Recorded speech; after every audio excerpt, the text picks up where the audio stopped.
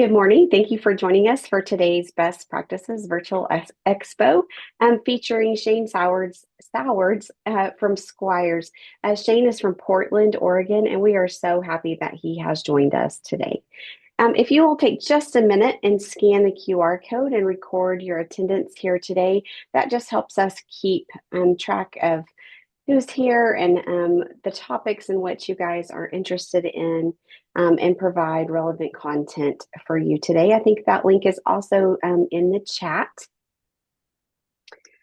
As we get started, just a reminder that the use of artificial intelligence in these presentations is discouraged and not allowed. The Parent and Family Engagement Statewide Initiative, along with the Texas Education Agency, do not permit third-party recording or the use of artificial intelligence summary services during any of its trainings. Attendees of the PFE Initiative trainings may not use AI services, language models, applications, interfaces, or assistants to attend, review, or record the trainings. The PFE Statewide Initiative further prohibits any person or entity from using the information included in its trainings to train AI technologies. Any attendees of PFE statewide initiative trainings who violate this will be removed from the training and potentially barred from attending any future training sessions. Just a few reminders about our upcoming parent and family engagement events. We have an incredible spring parent learning series that we have a few more series of. The next one is next week on February 10th. These are intended for parents. If you are a school employee, we designed these for you to have a watch party or to send to your parents. This one next week is actually falling on Safer Internet Day, and the topic is parenting in the age of AI. It is going to be presented in both English and Spanish so that we provide those resources for both our English and Spanish speaking families. So please, you can get more information on our website. There is no registration required. We just want parents to log on and take advantage of these amazing resources from Parent ProTech.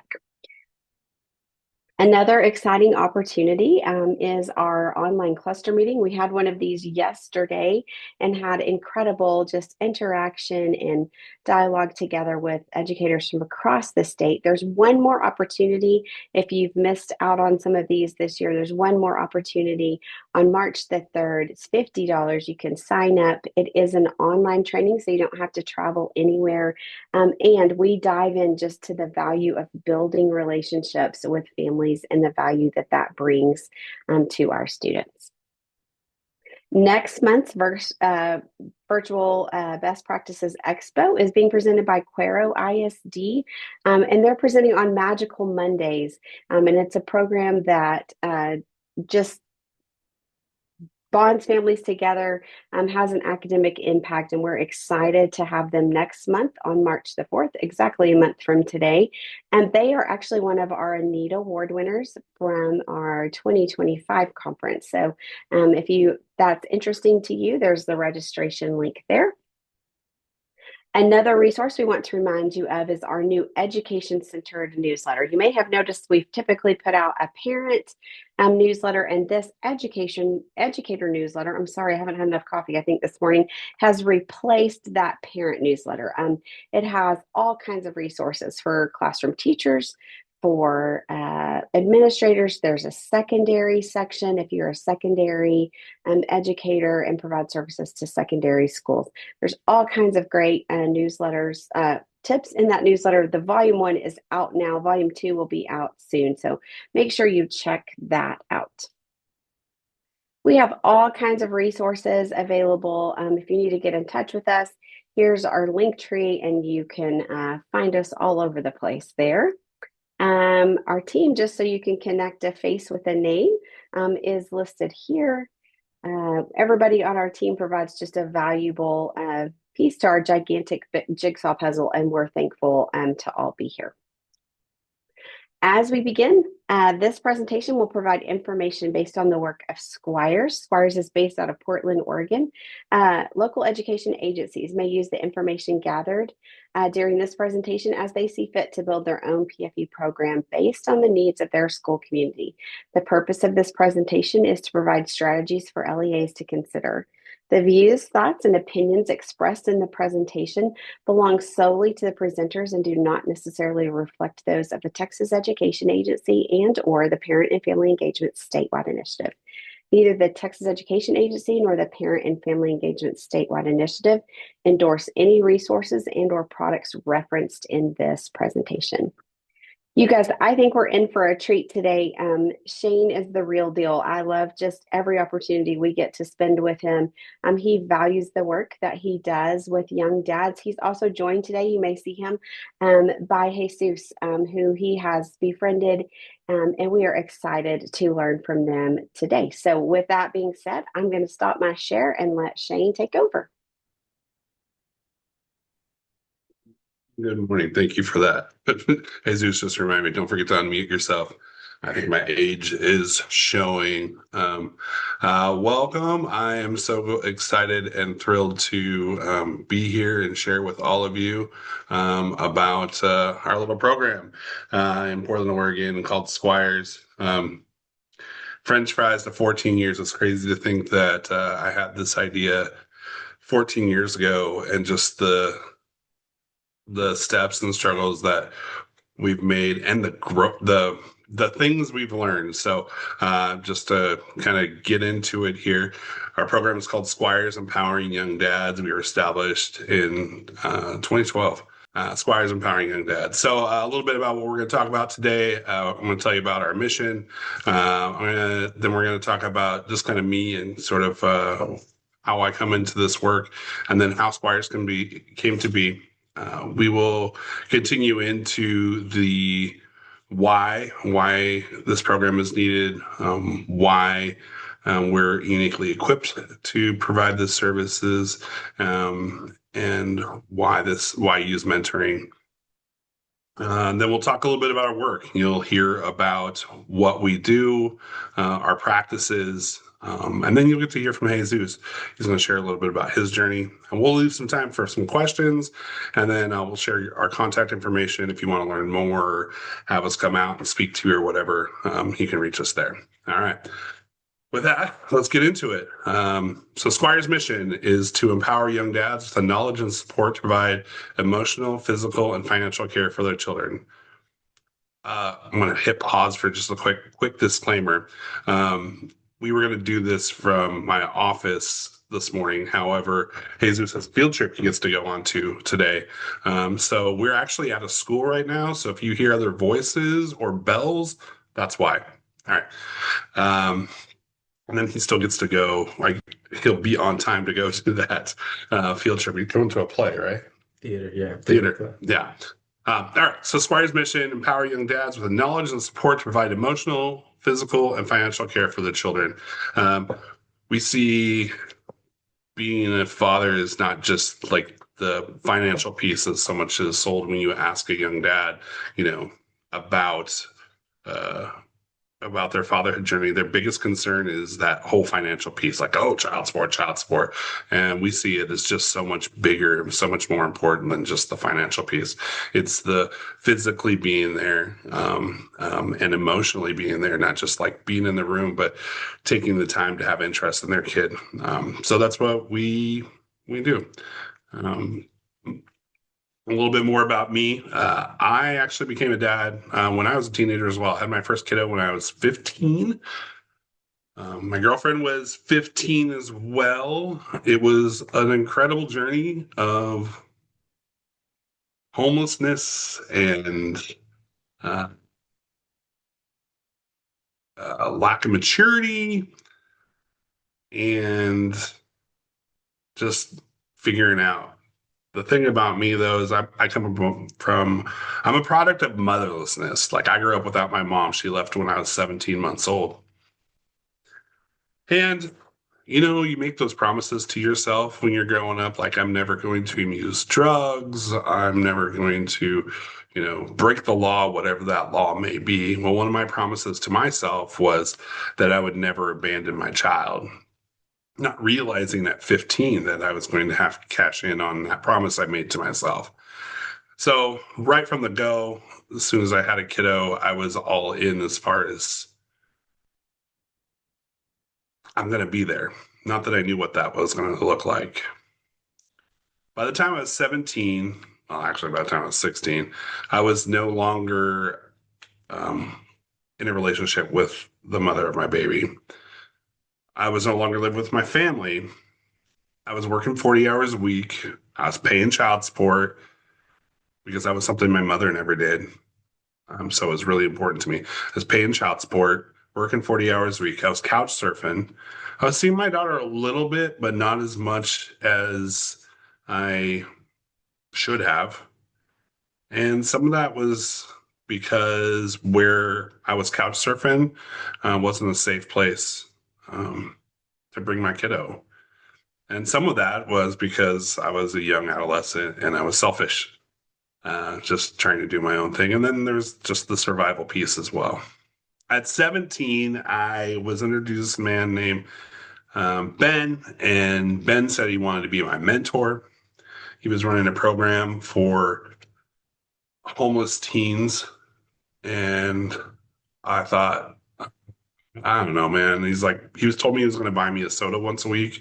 I was like, well, damn, I like soda, especially free soda. So I said yes, and the relationship began.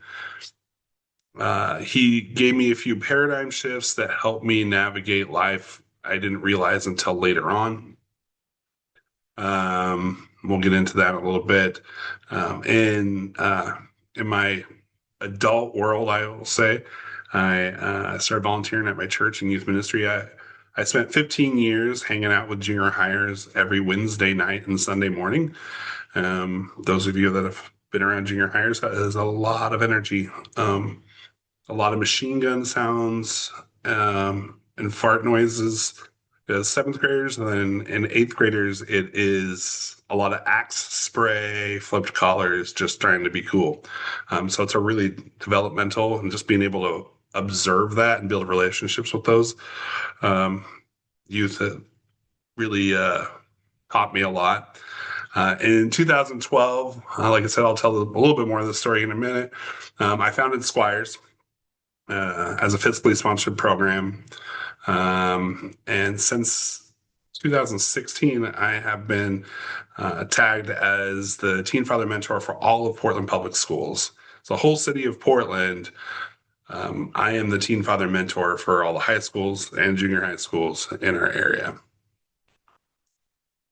So, Squires, how it came to be 10,000 foot level. I'm at a Bible study on a Saturday morning, and we're doing this book by John Eldredge. And the question was, if you had no hurdles, no obstacles, all your excuses were taken away, you knew you would be successful. If you truly believed your God had your back, what would you do with your life? And so I told the guys that day, I buy Teen Dad sodas.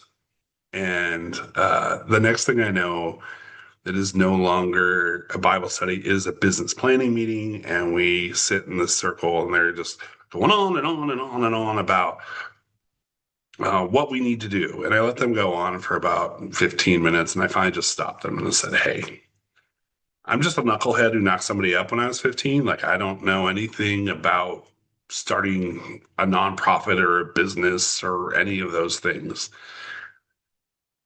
And they encouraged me to do so anyway. And I told them all they were nuts.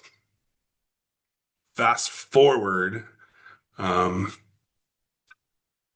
well, actually concurring at this time, I was actually going through a career change. I had happened to be in sales for a while and I was tired of being last month's hero. So I took a career change. I was working at a chemical plant. I literally would dress up like Homer Simpson in a white suit and use chemicals like sodium T, trifosgene, scary chemicals. They actually had blown up a building once. It was wild. And that job didn't.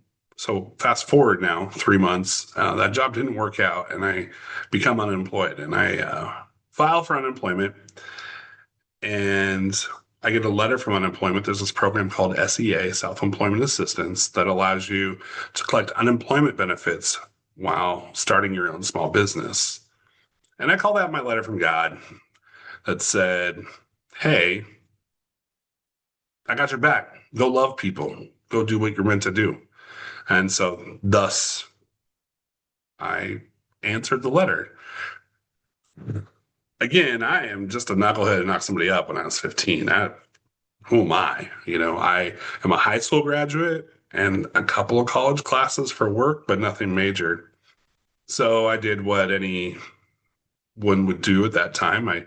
Now we would ask ChatGPT, but back then we would just say, go on to Google how to start a nonprofit. So that's what I did. I literally Googled how to start a nonprofit. And one of the first things it said was to interview other nonprofits, sit down with them, and and get some advice. So that's what I did. I reached out to a couple nonprofits that I knew that worked with um, youth, particularly pregnant and parenting youth, or youth that were in transition from their homeless, typically.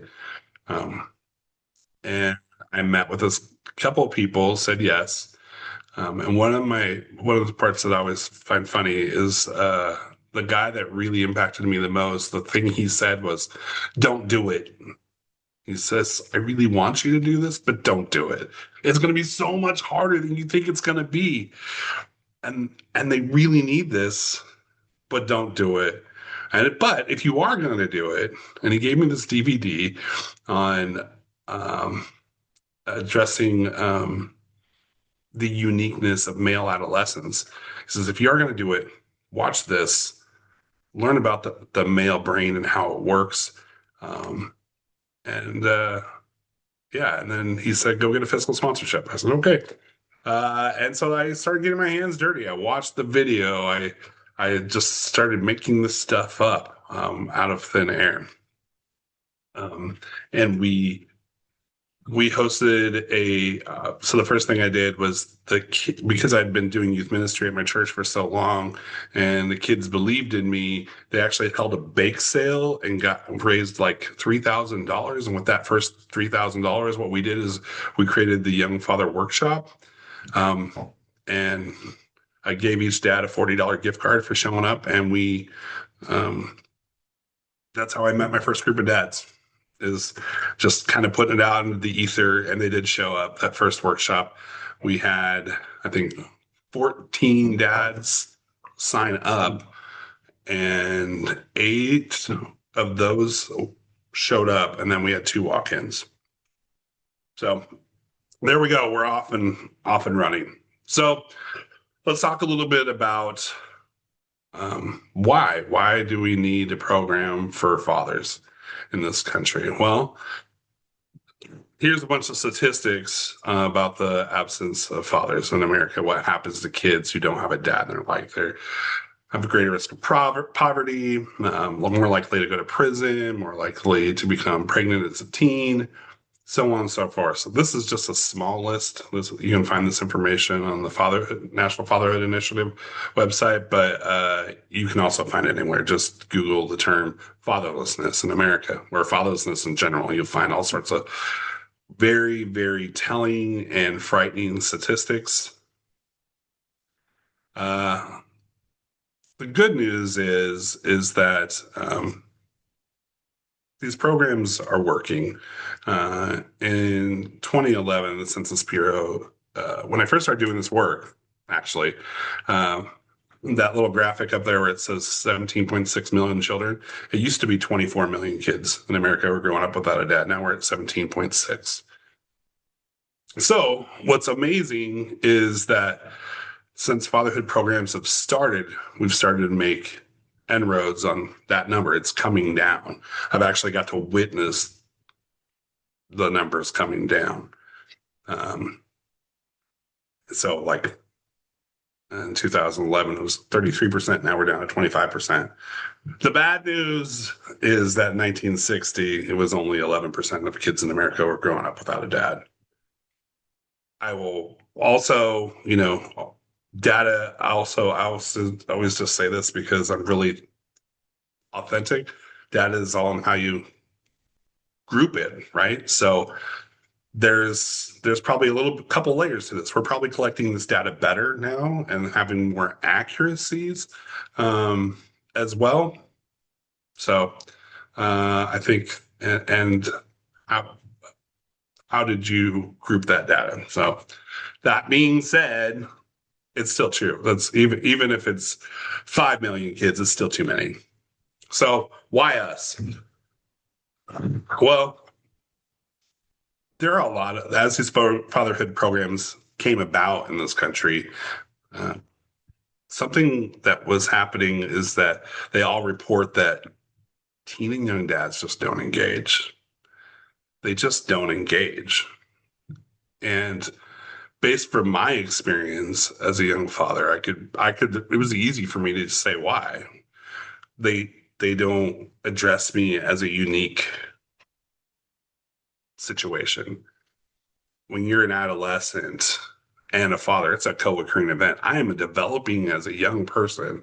My body is physically changing at a rapid rate, and I'm a father. Like you just take adolescence on its own, and it's wild to watch that stuff change.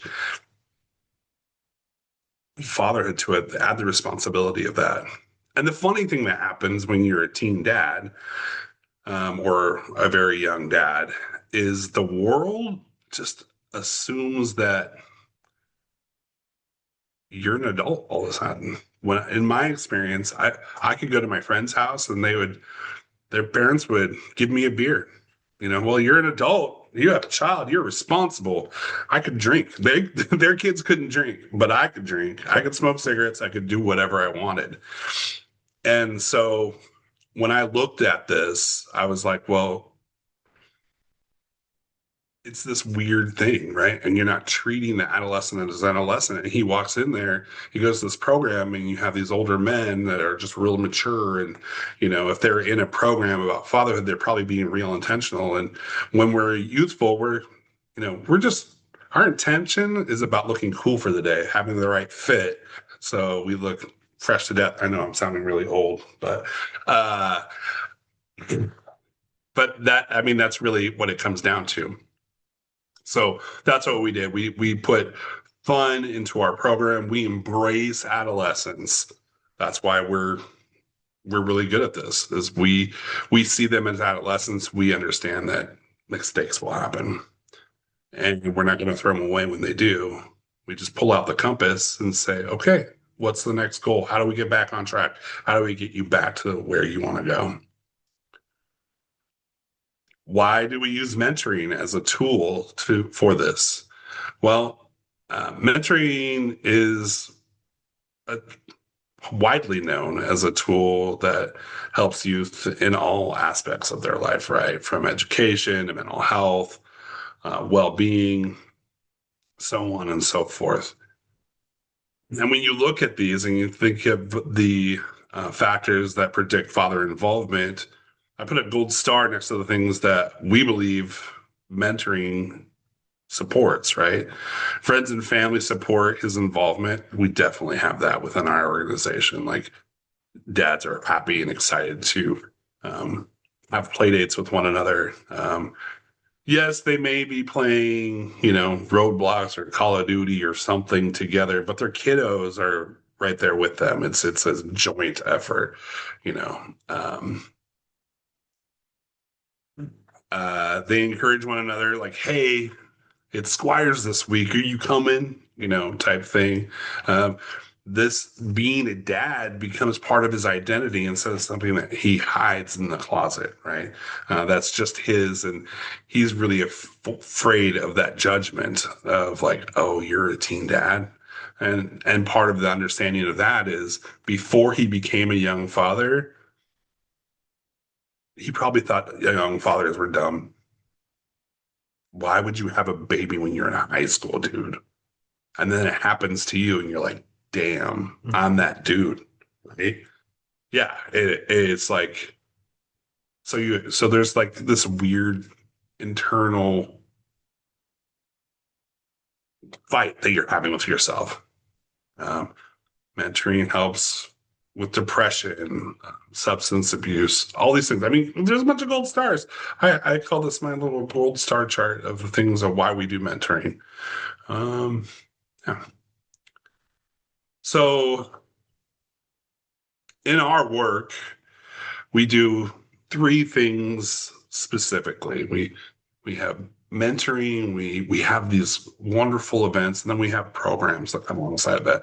We, of course, if you're going to do mentoring, you're going to have some one-on-ones where it's just you and a young dad talking about life, and you know, again, kind of taking out the compass and trying to understand what his goals are. And then, how do we get you there? Where do you want to go? And let's connect you with the people that can help you get there. Our mentoring, we call it the compass model, and that's just what we focus on is the relationship first. We're, like I said earlier, we're in schools. This particular school, I'm here twice a month. And Jesus is the only dad at this school, right? Yeah, the only dad that attends, I should say, right now. But we're right here at a school. Like, we have a great partnership with them where we could actually just come in here today and take over a room. So we're in schools. We come to this school in particular twice a month. We have breakfast with them once a month and lunch with them once a month. And when I say them, we include the moms too. We have peer mentoring. So as these dads kind of get to know each other, Jesus, I will talk about the night program here shortly, is as a knight, and so he's uniquely qualified as seen as a peer mentor, and so there's some of that that's happening on the backside, and then we have group mentoring. We have a monthly meeting where we just sit down with other dads um, and share, like real share, and we'll talk about that in just a moment, what that looks like. Some of our events, we have a thing called the Young Parent Fair. The Young Parent Fair is a resource fair for young parents and young parents alone. You got to be 25 or younger to attend this fair. We take over a bowling alley in front of the lanes. We turn that into a resource fair. The young parents come through. They have to get a passport. They get a stamp for every resource that they visit. And then those stamps equal raffle tickets. And then they get to self-select what prizes they want to get. Um, those is one of the best parts of my year is this event. And then, so we do the resource fair for about an hour and a half, 2 hours, and then we kick all the resources out. Get out of here because we're about to have some fun. We're going to bowl, we're going to play video games, we're going to get away raffle prizes, we're going to eat pizza, and just we're going to turn the energy up a little bit higher and just have a good time. We're going to embrace adolescence. Another annual event that we have is the Young Father Workshop, which is something we started. That workshop actually came from some other organization that had a fatherhood workshop. And when I sat there and I went through it just to kind of do some homework, when I was getting my hands dirty, I was like, well, this is great. I think I could do this and I could do this better for an adolescent mind because each session was like an hour and 15 minutes. There's no way you're going to get a youth to sit there for that long and stay engaged. Like, so when we have our workshop, the speaker doesn't get more than 45 minutes at tops. And it's like you got 30 minutes and then 15 minutes for questions, And we have people come out. We have a young panel, young father panel that talks. We have this year we had a guy who owns a bookstore come out and talk about the importance of reading. We have child support enforcement come out with the goal of like someday you may get that big fat packet in the mail and don't ignore it. And here's who you can call to get answers to those questions. So giving them a friendship with that organization so it's not like, oh my God, because doing la la la la doesn't work. They will find you, they will figure it out. We have a monthly meeting called Squires Night. It's the third Thursday of every month. We gather young dads from all over the Portland metro area, and we first half hour, 45 minutes is pizza and board games. Um, it's a blast. And then we have a resource come in, share what they have to offer. It can be they share what it is, why they think it's important, how to access it, and then answer questions. After that person's done, then we do what we call the weather report. And each dad answers two questions. What are those two questions, Jesus? as a father, or as a father, I feel, and then Man. as a man, I was Yeah. gonna say a boy. Yeah. So as a man, I feel, and then as a father, I feel, because they can be two different things, right? Um, they're developing in their manhood, whatever the hell that means. Right. Um, my favorite is Jesus used to always say, because I met Jesus when you were 15. Yeah. And his answer was always like, I'm just a kid. I don't feel like a man, which was always just a really sets the tone of the room. It was really great.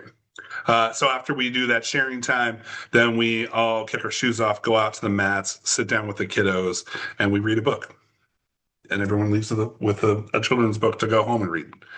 And we have family events. We have a family barbecue and a family Christmas party. So we want to make sure that we also incorporate the family into that.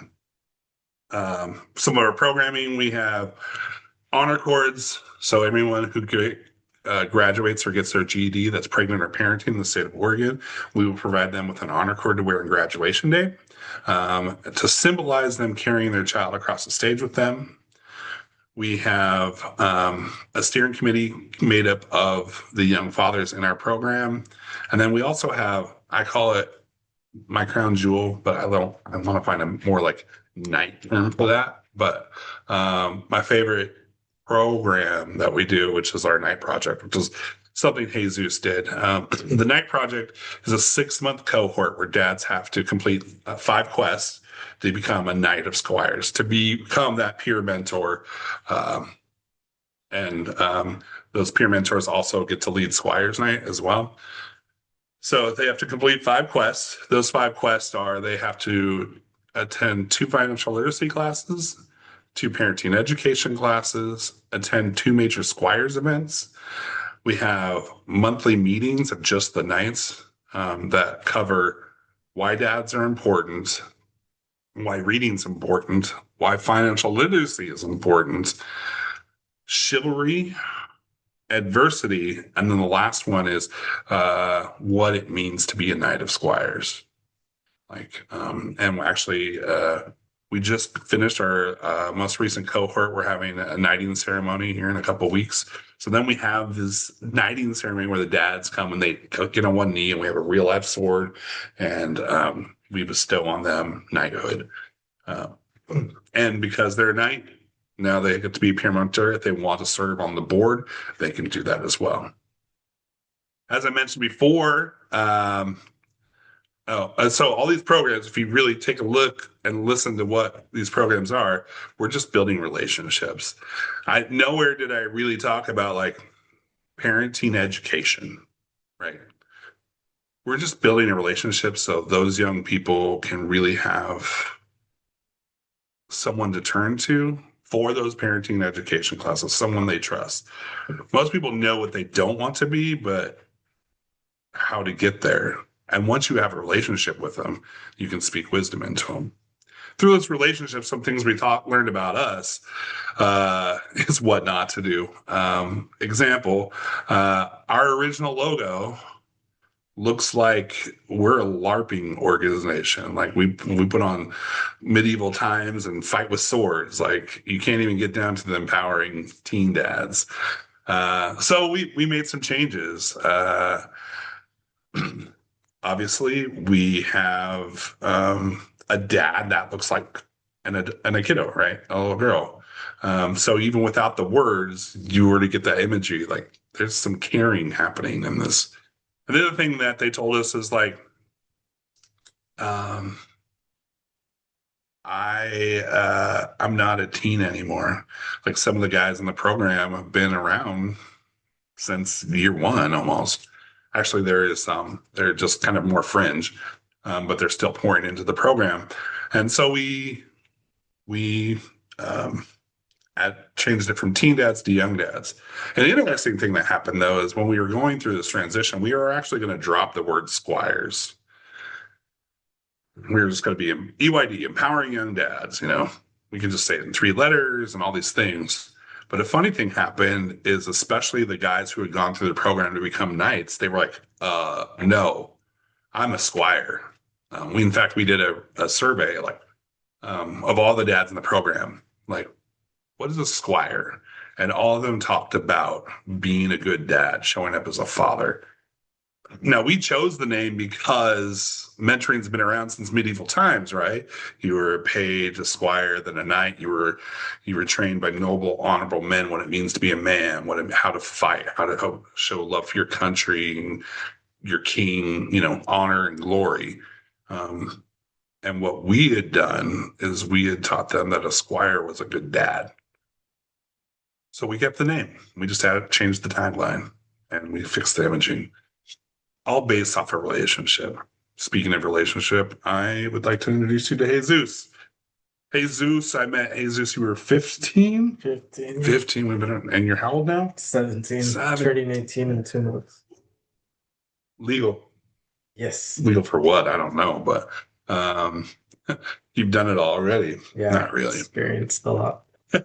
As you can see here, Squire Jesus has a beautiful little girl named Ophi. This is also Jesus becoming a knight. As part of our program, he selected me to be his knight or be the person that knights him, those guys. And then the last one is part of his leadership. He has spoken as a panelist at a young parent fair, and today he gets to share with you a little bit about him. So we prepared some questions for him to answer, and I'm going to hand it over. Thank you. Hi, I'm Jesus. 17 years old, about to be 18 in April. I became a father when I was 15. Um, I first found out that I was gonna be a dad. I honestly did not know what to do. I was very scared. Um, thank God that I found out about programs about how to be a successful young parent, especially since I didn't know what to do. Um, I remember my teacher giving me Shane's number, and I was scared because I thought Shane was gonna like lecture me a lot. But at the end of the day, he ended up teaching me a lot of stuff. And yeah, um, as a student and as a father, the challenges that I had were actually a lot. I was very, how do I say it? Very lost in what I needed to do. I was only 15. I wasn't able to be employed because here in Oregon, you can't be employed until you're 16. Um, I didn't know how to save money. I was terrible at it. At school, I was flunking a lot of classes.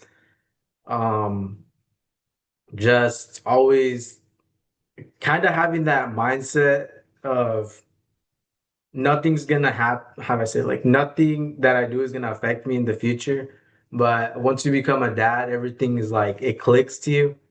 So you just kind of have that. How do I say it? Like I don't know how to say it, but you get clicks. Um, Squires made me feel supported and respected, and staying engaged was the times. Like at school, I would always get out like around 3 or 4, and then Squires would be around like 5, maybe till 8.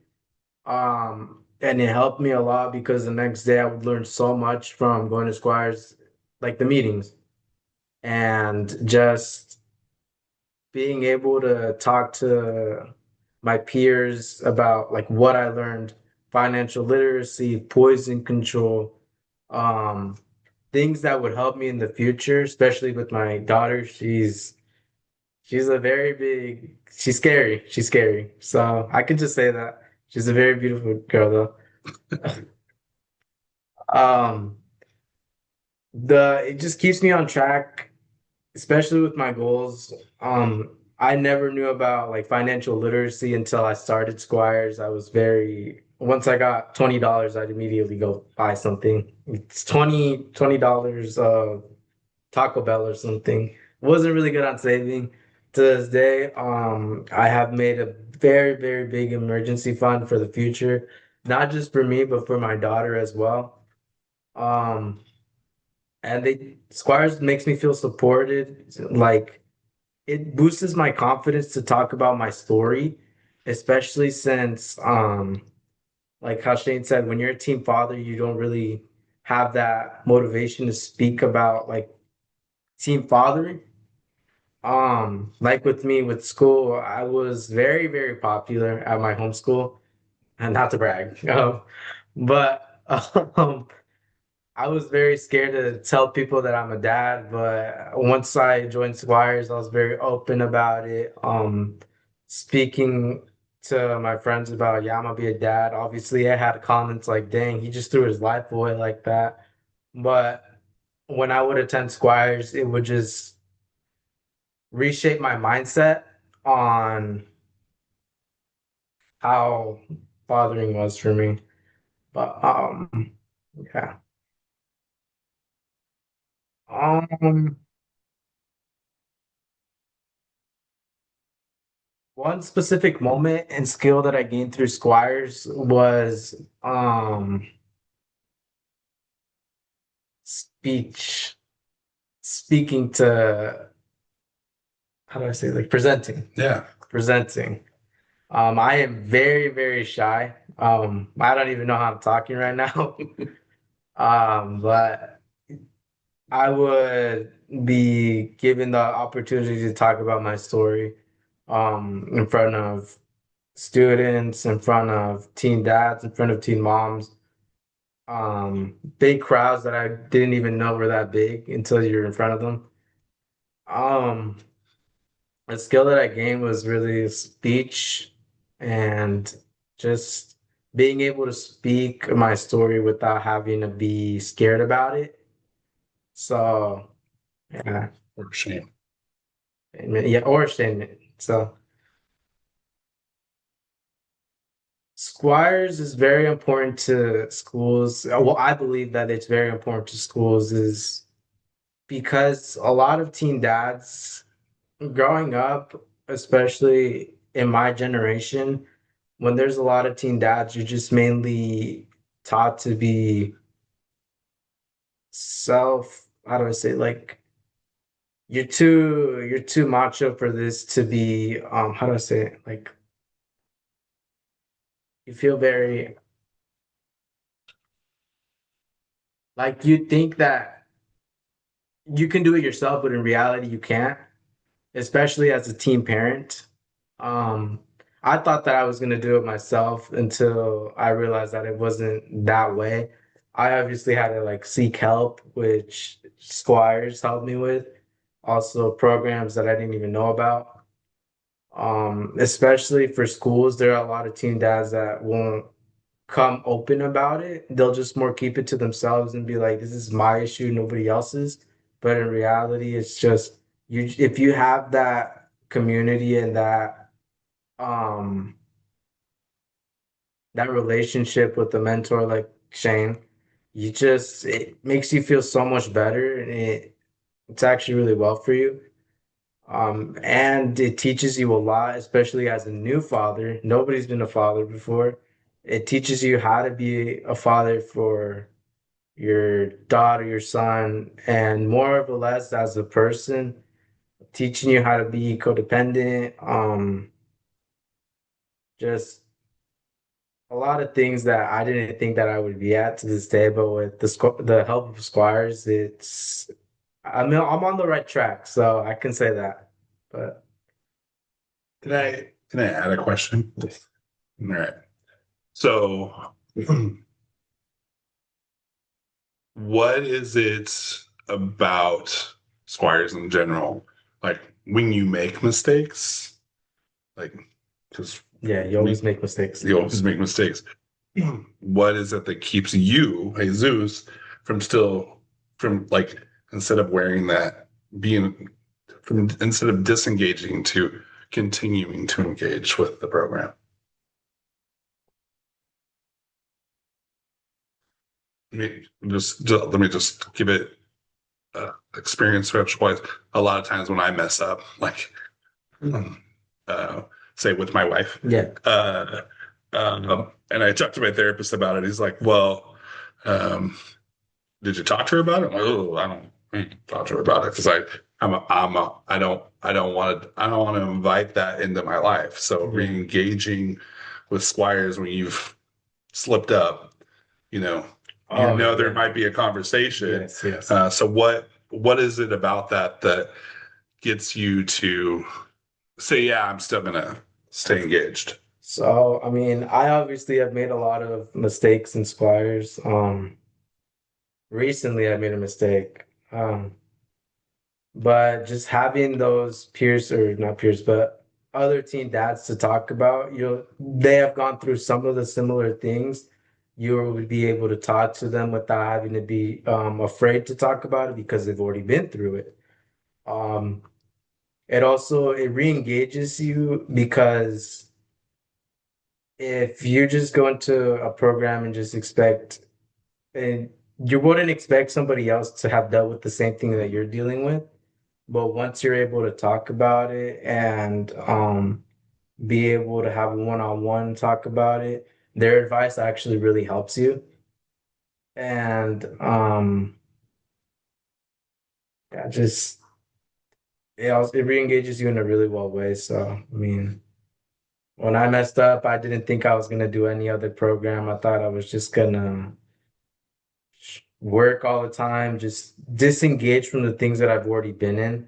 But I know that there have been other teens that have gone through a lot worse, and being able to talk to your peers and fellow teen dads, it re-engages you in such a well way. I don't know, you just have that expressive, I don't know what to say. But yeah, Experience. experience, yes. Yeah. Thank you for sharing. Thanks for letting me kind of just kind of get you. Just I'm curious too. Like Yeah, I'm always learning too. You are my best teacher. yes, Well, not just you, I'm your but teacher. I'm just kidding. Okay, I'm just kidding. All right, look, moving on. Thank you for that little interlude, those of you. thank you. And thank you, Jesus, for sharing. Thank you for letting me be here. So this is all great, Shane. But you have that lived experience, and so is it just you that can do this? No, I don't think that's true. So I wanted to give you guys some recipes to replicate a mentoring program in your area, specifically for youth. These are the things that I've learned through trial and error and through asking the questions, so we can do things better. So the first thing I would say is if you go back to that slide of all the things that we do is we create opportunities, and we create opportunities, and then I call it the field of dreams method. Build it and they will come. Uh, and if only one dad shows up, only one dad shows up. So we just create opportunity, opportunity, opportunity, opportunity, opportunity. I'll tell a quick story about creating an opportunity. When I first started Squires, we had started this night, the Squires night thing, and it was coming into summer, and we realized, and I was just like getting ready to pack up. And my wife goes, "What's wrong?" I was like, "I don't think anyone's going to show up tonight." And she's like, "Really?" I'm like, "Yeah, I have a speaker and everything, but like I'm not responding. I just don't know." And and she says, "Well, whoever needs there to be there tonight, God, the universe is going to put him there." All right. So we go, we have it, we have a speaker, only one dad shows up. And that dad happens to only live like 4 blocks away from where we're doing this. Back then we used to do it at a round table pizza because, well, Squires nights, yeah, it made sense. And the thing was is that dad had been showing up for about 7 months, but he wanted to be there, but he really wasn't engaging in conversation. But that day, we learned so much about him because all his peers were gone, and we were able to have just conversation with him and just build space and build relationship with him specific. We had a good time with the speaker. We kind of goofed on him a little bit, just kind of vetted him a little bit and whatnot. And so uh, create opportunities, but if you see the last one there is be consistent. Just because you don't think that someone's going to come, that might be the most rewarding thing. That young man, Danny, he is married with a different gal. He's got four more children, some twins. He is an amazing, amazing guy. And we stay in contact all the time. He is a tattoo artist, amazing work. If you're ever in Portland, need some ink done, hit me up. I'll point you to the right guy. And he is just thriving. And as far as for him, for Squires, it was the opportunity and the consistency, right? The other thing I would say as well is in all these events that we have, especially when we talked about the young parent fair, make room for fun. Like they know why you're there, right? They know why you're there. But if they're not having fun doing it, they're not going to engage, be as willing to just rock with you, right? Because you're all about business. Like you have an agenda. My agenda for you, as you replicate something like this, is your agenda should be to build relationships, make room for fun. Nobody wants to be somewhere they have to be. Um, and if it's fun, then they're going to be consistent in showing up as well. These opportunities, they'll be like, oh my gosh, do you want to come with me? I can't tell you how many times a young dad has said, can I bring my brother, my little brother? I'm like, is he a dad? They're like, no, but I think there's just value here. And so they have. It's been a while since it happened, but in the early days, it used to happen all the time. David, yeah, we have a guy that's on our board member, and he's been around with us for a while. His younger brother was we call him an OG, one of the original Squires dads from the first couple of years.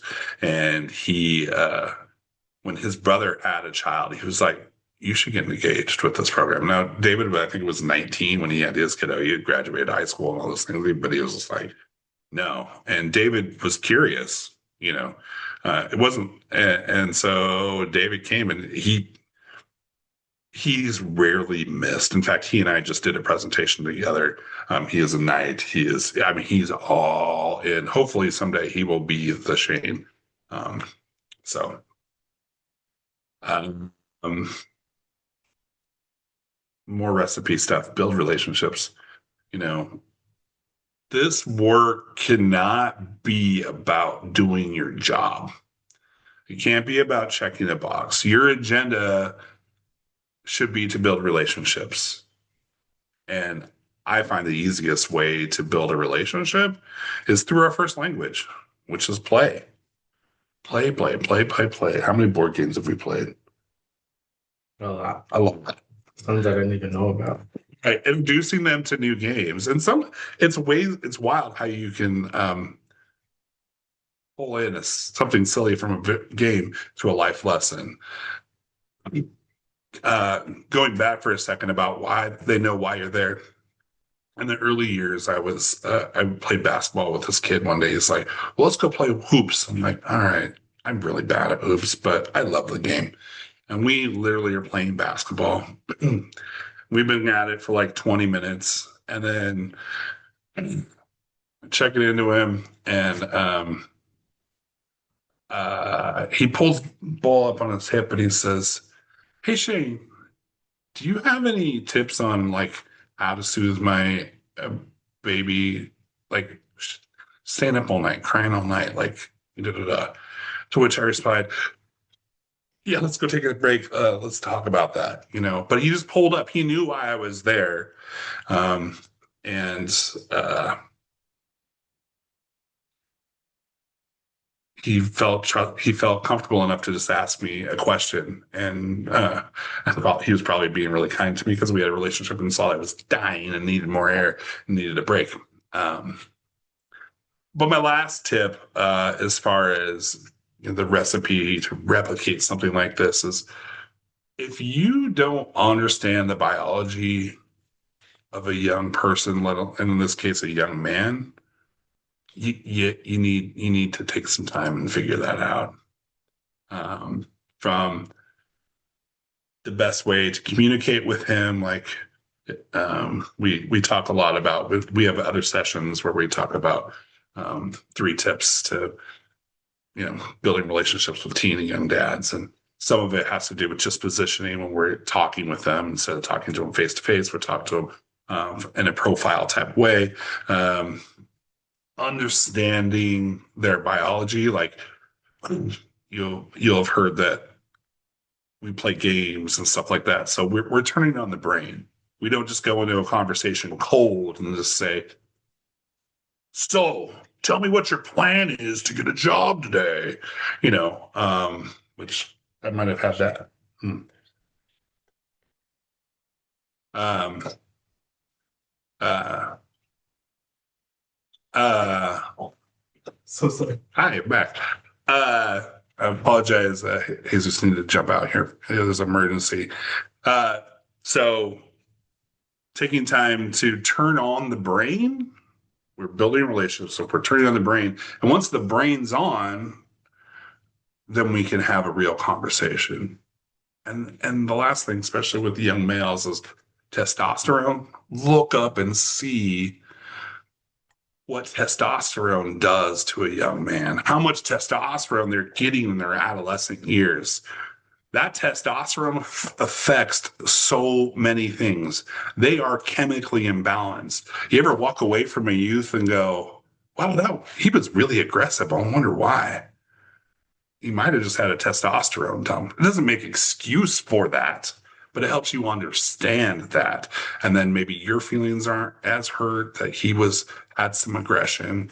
Um, so take time to really not just know the person, but know their biology and what makes them tick, what helps them um, um, get through the day. Um, yeah, so with that, I want to open it up to questions. Um, Everything okay? Okay. Jesus is coming back. So I wanted to open it up to questions. I don't know how we want to field this or whatever, but Yeah, if you have a question, guys, just go ahead and unmute. In the meantime, we did have one that was popped into the question and answer portal on Zoom. And so the question, Shane, is how are the parents of these young dads involved in this program? great question. Very rarely, to be honest. The majority of the youth that I work with are navigating life solo. Like their parents, like this is a really bad time of year for young parents because it's tax season. So somebody wants to claim that little kid, that little baby, and there's a nice tax credit there. And sometimes instead of a conversation, it becomes a race to who claims that baby first. And then somebody gets really mad. And then a lot of times those young parents end up couch surfing yeah, because, I refer to them, grandma and grandpa as major mom and major dad. Um, uh, they're upset. I'm like, oh, you got that big check? Well, you can go find your big old house on your own. I would say in the 13 years, 14 years that I've been doing this work, I have had more than one engagement with a major mom or dad, probably with 8 students ever. Like they just don't engage. They kind of fall back to that thing I would share at the very beginning of like, oh, well, you're an adult now, you know.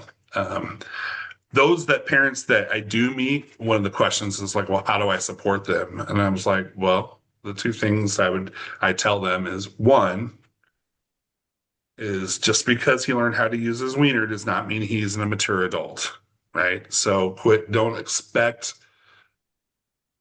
mature adult um, actions because they're still an adolescent.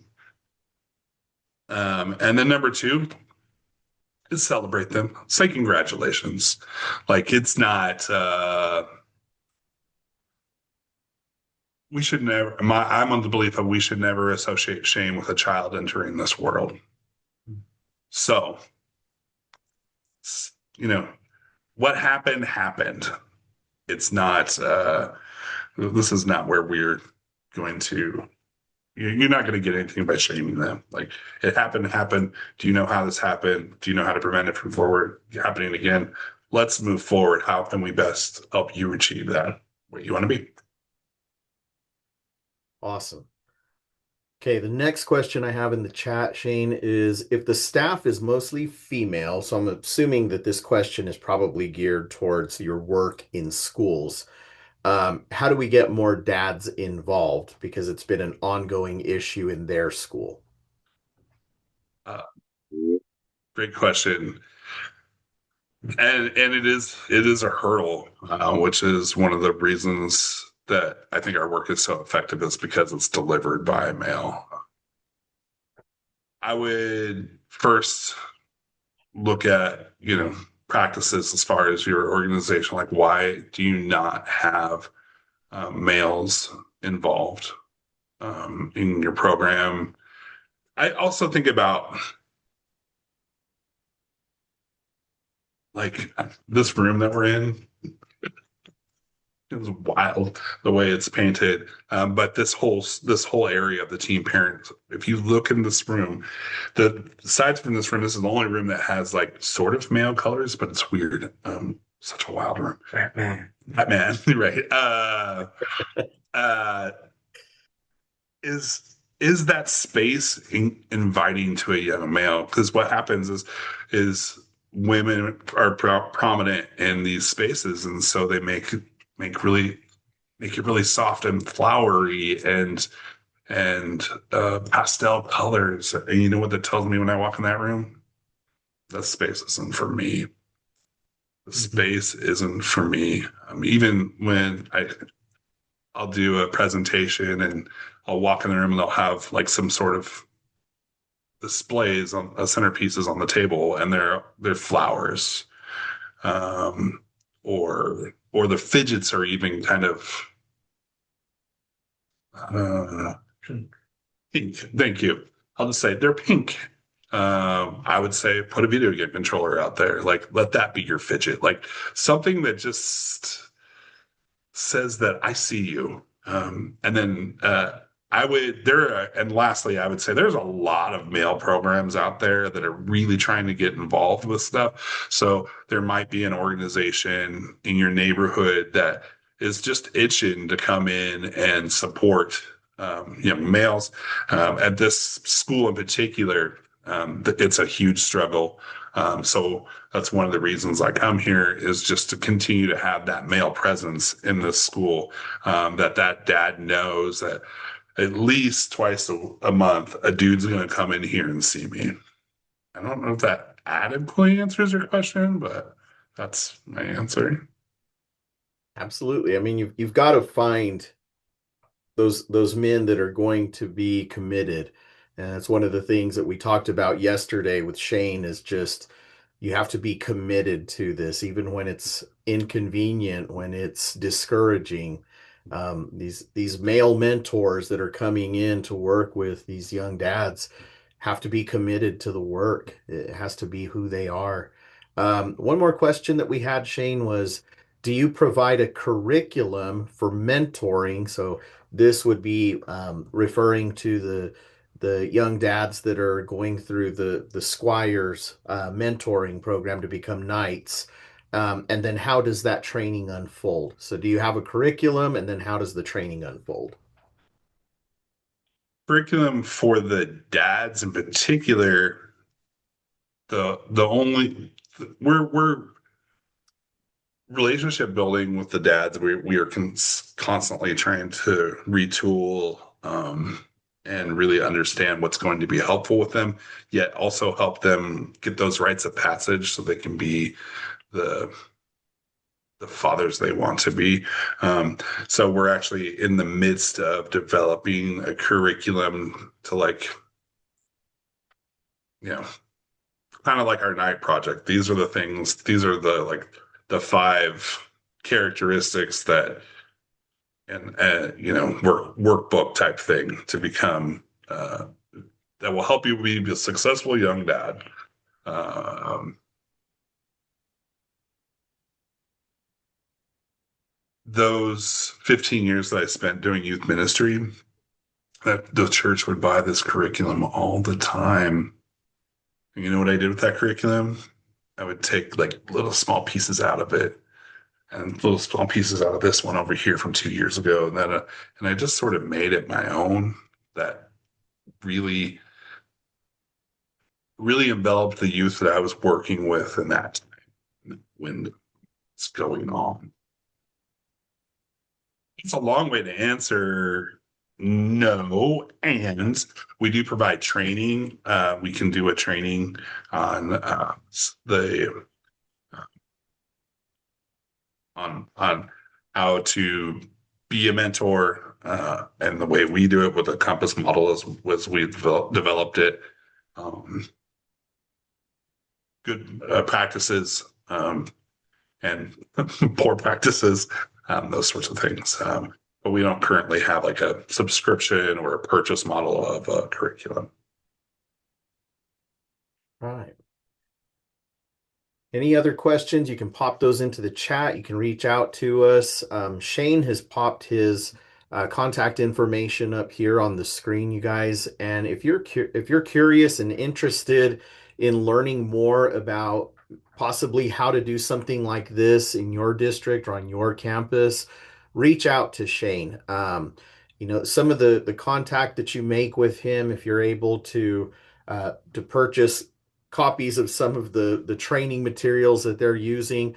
All of that funding goes back to sponsoring the Squires program in Portland. So in doing some of that work and connecting with them and working with them, you're financially supporting their ability to continue this program to serve teen dads. So reach out to them. If you have that need in your community or on your campus, it's a great way to to really get that program started. There's some great ideas that Shane has. I was so excited, everybody. And now this is going to turn to a personal plug here, but I was so excited that Shane was and Jesus were willing to come and present for us. You guys, I met Shane and the guys from Squires 5 years ago in Los Angeles at a fatherhood conference. And there's a lot of fatherhood programs around, and he's being very modest, but one of the things about the fatherhood program that Squires does is they're a family. They run together, they they take care of each other. They fight together, guys. And then they make up and they make sure that everybody is taken care of. Everybody feels safe. Everybody is accepted within their family group. And that's very, very unique. When Shane goes and presents at some of these conferences, just like you see today on our expo with Jesus, there's always the dads there because it's one thing to hear it from him. It's another thing to hear it from the young men that are going through all of this and getting this mentoring and learning for themselves how to become that next generation of mentor. And so to have him, it's a huge honor that he accepted the presentation spot today. And so I encourage you guys, reach out to him. It's an amazing program. They have some amazing results in Portland. And if you're just there stumped as to, I don't know, I'm out of ideas. I just need somewhere to start, this is the perfect person to reach out to. He's got a lot of resources with the other dads that are part of this program that he can always draw into and help you out with different ideas. But again, reaching out and working with them not only helps your school, but it also helps support the Squires program there in Portland, Oregon. So Shane and Jesus, thank you guys so very much. Again, they're 2 hours behind us, everybody. So this was a super early morning for them. But now we're gonna let Jesus go and be a dad at his child's school. We're gonna let Shane go out and just be Shane at whatever school, whatever dads he's going to be meeting for the first time today and working with. But this is the daily grind for Shane, is really going out building those relationships. And I'm very, very blessed and honored to call this man a very good friend of mine.